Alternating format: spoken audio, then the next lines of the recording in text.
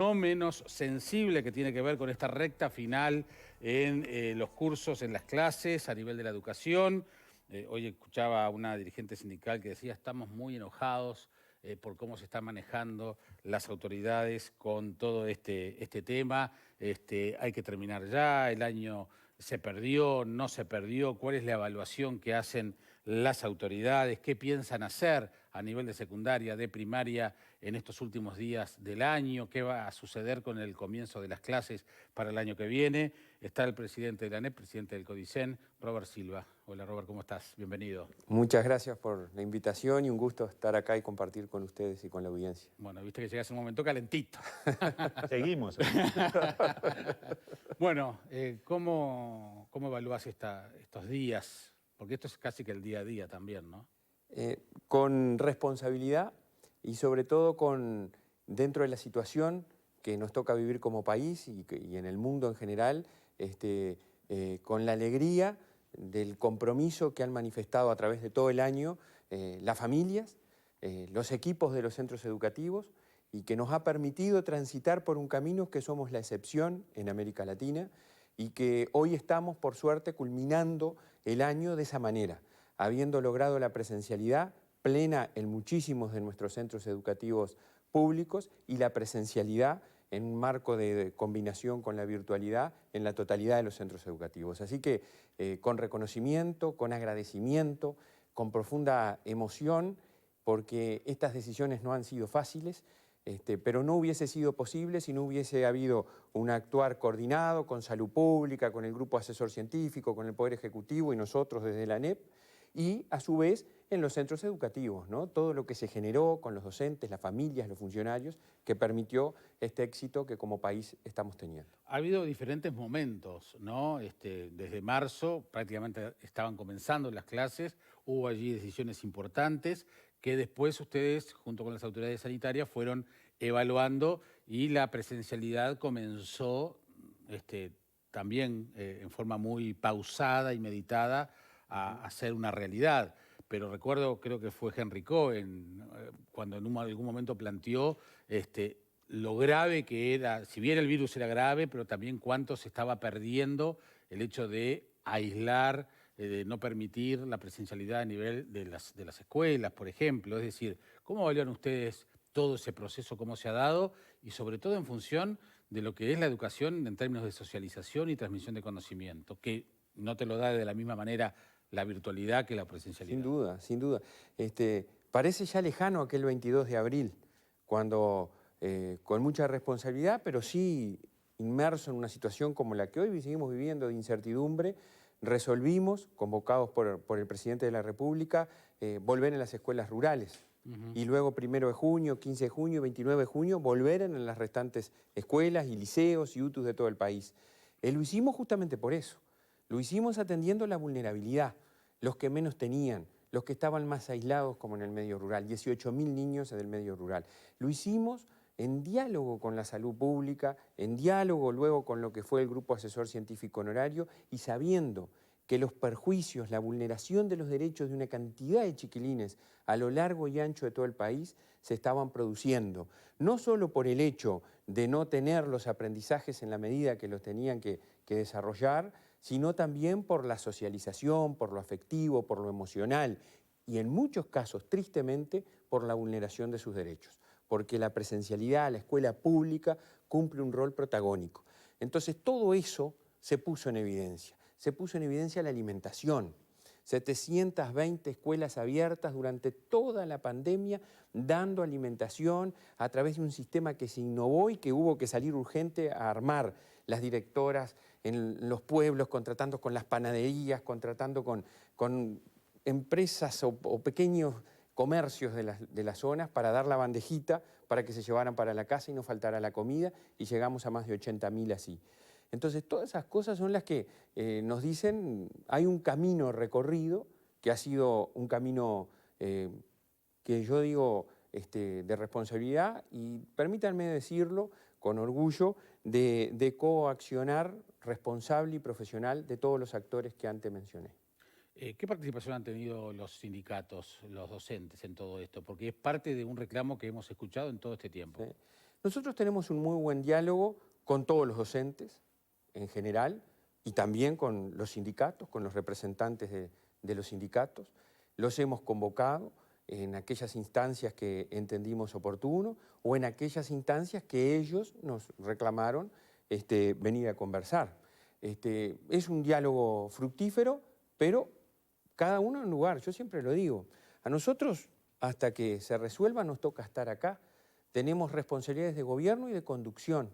Y esas son cosas que no se delegan. No quiere decir que no se dialogue, no quiere decir que no se procure acuerdo.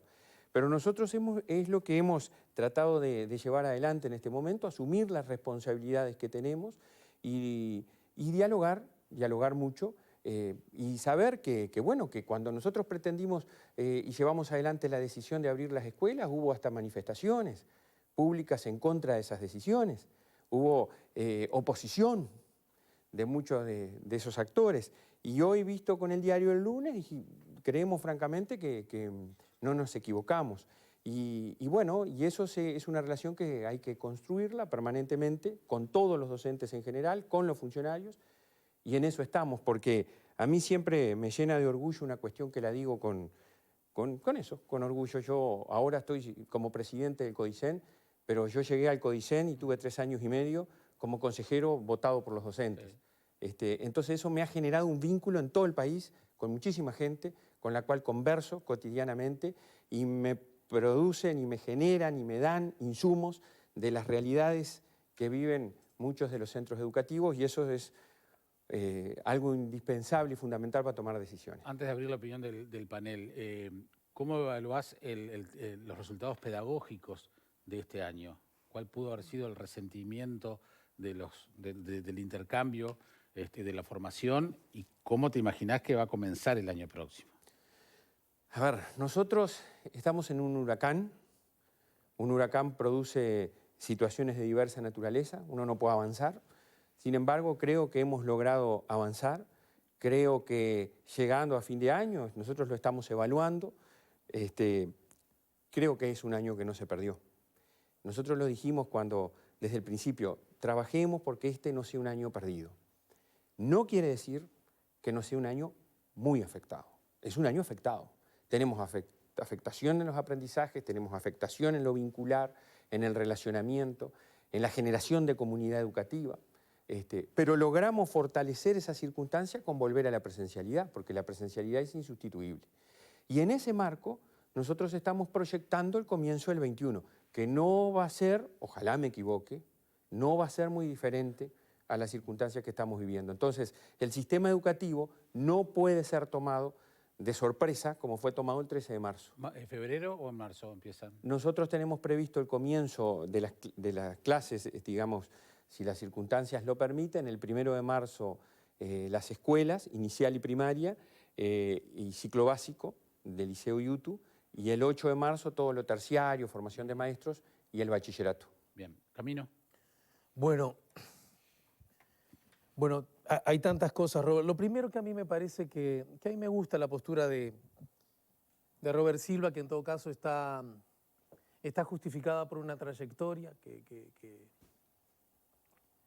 está claramente del lado de la educación pública y por definición de los más frágiles, de los más débiles, de la calidad de la democracia y de la calidad de la república. Esto es una cosa.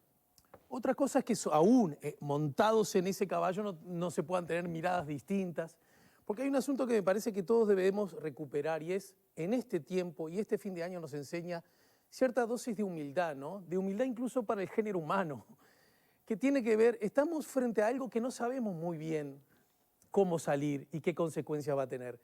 Y esto necesita que todos sintamos que nadie tiene la verdad en el puño, y que nadie tampoco está ajeno de darnos posibles soluciones a los temas. Ese es un asunto que me parece una plataforma de partida que me parece que los ciudadanos del planeta, todos, pero por lo menos nosotros los orientales deberíamos aprender. En este contexto, y teniendo en cuenta la pregunta de Jaime, que era una de las que yo tenía previsto hacerte, decir que ha sido un año perdido es absolutamente exagerado, según yo entiendo, pero decir que no hubo afectación también sería por lo menos ingenuo, ¿no es cierto? De acuerdo. Esa afectación teniendo en cuenta que estamos terminando el año peor de como creíamos que íbamos a terminar. Yo creo que a esta altura nadie dudaba que íbamos a tener actos de fin de año, por decir algo. Sí, sí. ¿No es cierto? Que incluso el acto de fin de año hasta podríamos traer a los abuelos. La decisión de suspenderlo fue hace 2 semanas. Pero Sí. es que yo revisando justamente cuando la producción nos confirmó que venía Robert, te pones a revisar para atrás las cosas dichas por Robert y otros, y hay cosas que ya no tienen sentido ni siquiera hablarlas porque está cambiando el asunto hora a hora. Entonces ese es un asunto que me parece que todos tenemos que aprender y abrazarnos a esa, digamos, circunstancia de fragilidad en cuanto a la certeza, que no debería asustarnos tanto. En ese contexto, aún así, te pregunto, Robert, ¿cuáles crees que son los sectores, en qué lugar, dónde está más visible esa afectación más subrayada y cuáles son las herramientas que el Estado sí o sí tiene que generar para combatir esa afectación? Porque si no combatimos eso, afectamos la República. Estoy de acuerdo 100% con todo lo que has dicho y con lo primero en fundamental. Yo a veces digo que uno está en esto minuto a minuto. Y en ese minuto a minuto, el tener orejas grandes, oídos grandes, para escuchar al otro, para saber lo que te tiene que decir. Por eso yo decía, el contacto con la cotidianeidad de mucha gente o el visitar.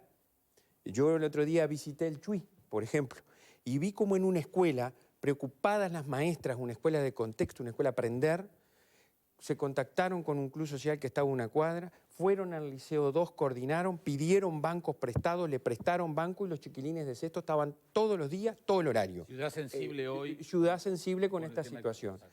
que- Es así, uno tiene que escuchar, aprender, estar abierto al diálogo, a escuchar al otro. Respecto del otro, bueno, nosotros estamos instrumentando estrategias.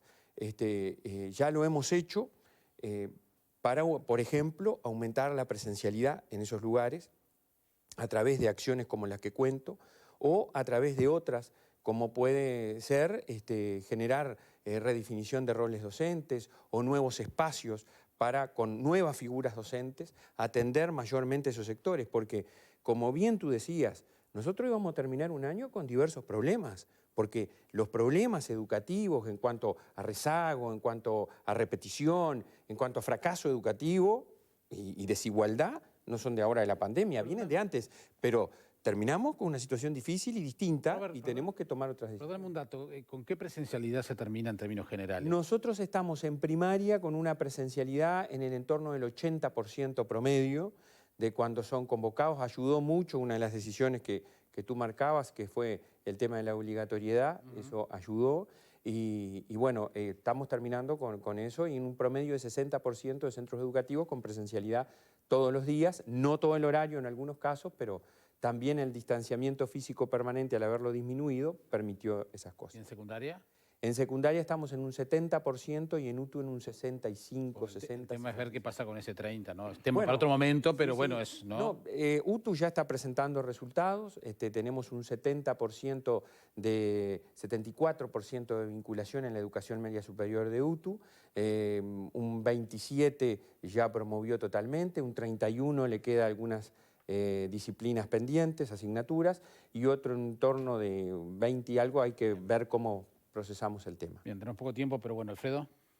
Yo no pincharte el globo, no quiero pincharte el globo, A porque ver. vos a veces me decís que tenemos diálogos, y a mí me parece que el diálogo es relativo, porque a esta altura, por parte del lado sindical, se ha escuchado recortes en educación, grupos que desaparecen, docentes que pierden horas, y ustedes proponen algo y el sindicato sale, no, esto no, como ahora están proponiendo los sábados, y no, los sábados no.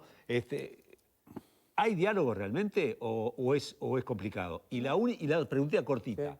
¿las horas de secundaria se van a elegir por más de un año esta vez Sí. o no? Y si yo te digo que sí que empezamos, si yo te digo que adoptamos la resolución, que convocamos a los sindicatos, que hablamos con los docentes y que empezó efectivamente, por primera vez, se están eligiendo las horas por 3 años en un departamento que acordamos que fuera piloto y constituimos una comisión de seguimiento y evaluación. ¿Qué departamento es? Flores.